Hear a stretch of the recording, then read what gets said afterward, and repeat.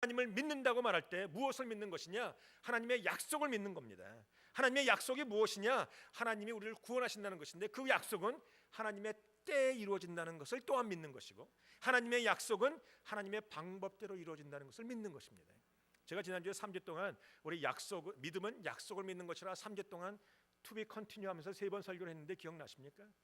약속 붙잡으면 이삭을 낳고 약속 못 붙잡으면 이스마엘 낳고 끝난다 말씀을 드렸어요. 여러분, 약속을 붙잡고 하나님의 약속은 하나님의 방법으로 하나님의 때에 이루어진다. 이것이 믿음이라는 겁니다. 우리가 이것을 헷갈리시면 안 되는 것이죠. 오늘 본문에 보면 하나님의 때가 되었습니다. 그래서 하나님이 사람을 보내십니다. 그런데요, 오늘 본문에 보면 하나님이 약속을 하시고 그 약속을 이루시는 그 방법은, 강한 법은 입체적입니다. 총체적인 방법으로 하나님이 이루세요. 어떤 한 가지 방법이 아니라 하나님은 모든 상황과 환경을 다 모아서 하나님의 약속을 이루십니다. 지난번에 김문호 목사님이 그랬죠. 하나님이 나를 아시고, 그 하나님이 나를 아시고 나의 상황을 아시고 처지를 아시고 나의 꼬라지를 안다고 그러셨어요. 하나님이 나를 아시기 때문에 나를 향해서 모든 것을 완벽하게 준비하시면서 가신다는 겁니다. 첫째로 보면 하나님의 약속을 이루시고 그 하나님의 뜻을 이루시는데 첫 번째 일이 옵니다. 첫 번째 일은 좋은 일이었습니다. 17절의 마지막에 보시면 하나님이 아브라함에게 약속하신 때가 가까움에 이스라엘 백성이 애굽에서 번성하여 많아졌더라 그랬어요. 이스라엘 백성들이 이제 200만 명이 되고 한 나라를 이루기에 충분한 국력과 병력과 사람 수가 됐다는 겁니다. 좋은 일입니다. 번성한다, 부흥한다, 좋은 것입니다. 하나님의 약속을 이루기 위해서 첫 번째로 좋은 일이 옵니다. 우리가 성공하고 높아지는 일이 옵니다. 우리가 원하는 형통한 일들이 일어난다는 겁니다. 오늘 본문에 보면 좋은 일이 왔죠. 그것이 하나님이 행하시는 것이다. 하나님의 섭리입니다. 두 번째는 변화가 옵니다. 18절에 보시면 요셉을 알지 못하는 새 임금이 애굽 왕위에 오르매 그랬어요. 그 전까지는 요셉을 아는 왕들이었기 때문에 항상 이스라엘 백성들을 세워줍니다. 저 사람들 때문에 우리가 구원받았다.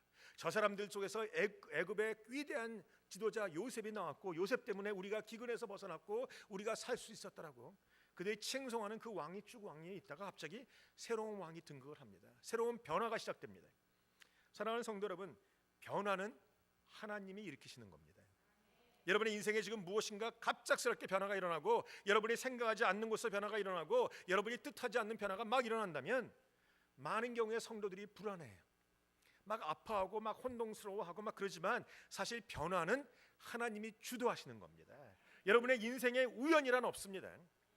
여러분, 하나님이 우연히 요셉을 알지 못하는 왕을 세우시고 우연히 이스라엘 백성 속에 애들이 많이 태어나서 갑자기 나라가 번성하고 아니에요. 절대 아닙니다. 하나님은 믿는 자에게는 우연이란 없어요. 여러분이 이렇게 일어나는 모든 변화와 새로운 일과 모든 환경과 모든 처지와 모든 성공과 모든 실패와 모든 일은 다 하나님에 의해서 주도된다는 사실이죠. 변화는 하나님이 주시는 것이다. 그런데 그 변화가 좋은 일만이 아니라 아픔과 고통도 동반합니다. 오늘 본문에 보면 그 새로운 왕이 일어나서 19절에 말합니다. 그가 우리 족속에게 괴계를 써서 조상들을 괴롭게 하여 그 어린아이들을 내어버려 살지 못하게 하려 할세. 갑자기 요셉을 알지 못하는 왕이 나타나서 이스라엘 백성들을 가시처럼 여기고 노예로 삼으며 애들을 죽이고 그들을 갖다가 핍박하고 고통하는 일들을 가져다 왔다라는 겁니다. 여러분, 우리 가운데 이런 일이 갑자기 일어나면 우리는 혼돈스러워합니다. 왜 갑자기 상황이 변하나 당황스러워합니다. 왜 조통관계가 갑자기 어그러지고 깨어지고 서로 미워하게 되고 내가 어쩔 수 없이 길을 떠나게 되는 일이 생기는가? 우리는 그런 일이 있을 때마다 사람을 손가락질합니다. 저 사람이 잘못해서, 저 사람이 관계를 틀어서, 저 못된 것이 나를 억울하게 해서 이렇게 생각해요. 근데 여러분, 사람과 사람과의 관계 안에도 하나님이 개입하십니다. 오늘 요셉이 일어나서 사람들을 흔들어 버립니다. 그 마음을 틀어버립니다. 괴계를 씁니다. 이스라엘 백성들이 억울한 일을 당합니다. 핍박을 당합니다. 괴롭습니다. 눈물 납니다.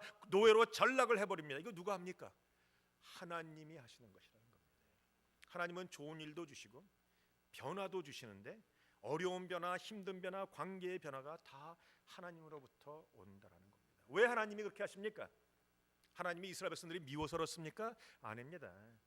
이제 이스라엘 백성들이 애굽에서 떠나서 가나안을 향해서 걸어가야 되기 때문에 그렇습니다.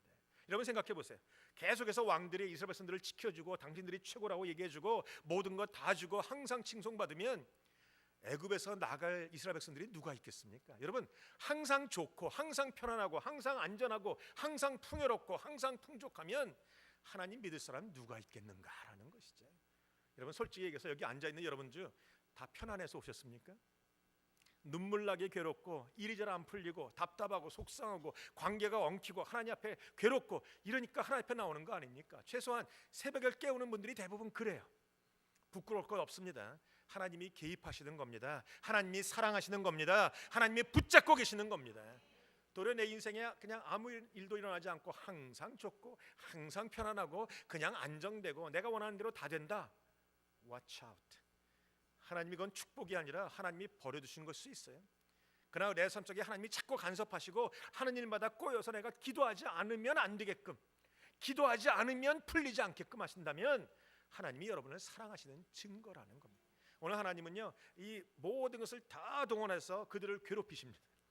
이유가 뭡니까? 이제 떠날 때가 되었기 때문에. 왜 떠나야 됩니까? 하나님의 약속을 위해서 떠나는 겁니다. 다시 말하면 떠나는 것 자체가 문제가 아니라 하나님의 약속을 붙잡고 약속을 바라보고 약속을 하나님 앞에 믿고 나갈 때 그 이제 일어날 수 있기 때문에 하나님의 약속을 붙잡으라고 하시는 것이에요. 그래서 사랑하는 성도 여러분, 내가 마음이 상할지라도 혹은 내가 고통을 당할지라도 내 자존심이 상할지라도 심지어는 병이 날지라도 하나님이 나에게 주신 그 약속이 이루어진다면 여러분이 오늘도 할렐루야 입을 열어 찬양하고 발걸음을 옮기셔야 되는 것입니다. 여러분의 인생에 지금 큰 변화가 있습니까? 그러면 할렐루야입니다. 하나님이 여러분에게 뭔가 하고자 하시는 놀라운 일들을 시작하셨다는 증거라는 겁니다. 그 변화가 끝난 후에는 어떤 것이 생기겠는가? 더 좋은 일이 생깁니다. 우리 요새 생명의 삶 욥을 아침마다 보는데 욥의 인생이 땅바닥을 향해서 곤두박질 치고 땅바닥을 가서 깨어지고 몸에서는 고름이 흐르고 아들은 자녀들은 다 죽어버리고 재산은 없어져버리고 아내는 저주하고 떠나고 친구들도 와서 정죄하는 그런 모든 여정이 있지만 하나님이 결국은 가장 좋은 곳으로 회복시켜 주십니다. 성도는 제가 여러 번 얘기해서 끝이 더 좋은 사람입니다. 여러분 지금 무슨 변화가 있다면 하나님은 더 좋은 것 주기 위해서 변화라는 것을 넣으셨다는 겁니다. 오늘 변화가 온다면 감사하시기 바랍니다. 옆 사람이 고백하세요. 변화가 있다면 축복입니다. 또 말씀하세요. 여러분 이제 곧 하나님의 행하심을 볼 겁니다. 이제 곧 홍해가 갈라지게 될 겁니다. 하늘에서 만나가 내려올 것이고 나에게 젖과 꿀이 흐르는 약속의 땅 속에 하나님이 나를 인도하시게 될 거라는 것이죠. 여러분 하나님이 우리 모든 것을 움직이시고 하나님의 그 약속을 이루시는 과정 속에서 하나님은 늘 사람을 세우십니다. 오늘 본문에 보니까 하나님이 모세라는 사람을 한 사람을 택해서 모세를 통해서 일하게 하십니다. 어찌 보면 저는요 하나님이 여러분 한 사람 한 사람을 다 세웠다라고 믿습니다. 이제 하나님은 한 명을 세워서 모든 민족을 이끌게 하시지 않고 이제는 여러 명의 작은 사람들을 세워서 그 각자의 영향력이 미치는 곳을 세우게 하십니다. 과거에는요 위대한 하나님의 사람들이 있었어요. 빌리 그레이엄 목사님 혹은 빌 브라이트 박사님 혹은 과거에 있었던 모든 위대한 사람들 찰스 핀 이런 사람들 굉장히 위대한 사람들이 있었는데 지금은 그 위대한 사람들이 태어나지 않는 시대예요.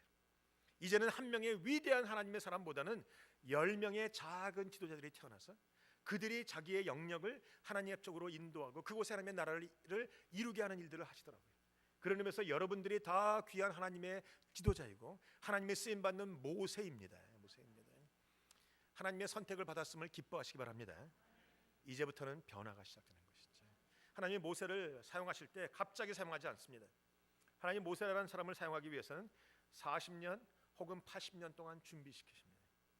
생각해 보세요. 모세가 태어났습니다. 모세가 태어나서 그는 갑자기 버려짐을 당하고 물속에 가는데 하나님이 우연하게 바로 공주가 나타나서 그를 데려다가 궁중에다가 집어넣어서 바로의 딸의 공주의 아들이 되게 하시고 거기서 궁중무술을 배우고 학문을 익히는 놀라운 일을 하게 하십니다. 오늘 본문에 보면 22절에 모세가 애굽 사람의 학술을 다 배워 그 말과 행사가 능하더라 그랬습니다. 여러분 모세라는 이름이 뭡니까? 물에서 건져냈다라는 겁니다. 모세는 자기 백성을 건지기 위해서 건져냄을 당한 사람입니다. 이 말을 갖다가 우리 윌리엄 부스라는 우리 구세군의 창시자는 이렇게 얘기했어요. 그리스도인들은 남을 구원하기 위해서 구원받은 존재라 그랬어요. 여러분은 하나님이 여러분이 구원받은 것으로 끝나지 않고 여러분을 통해서 다른 사람을 구원하기 위해서 여러분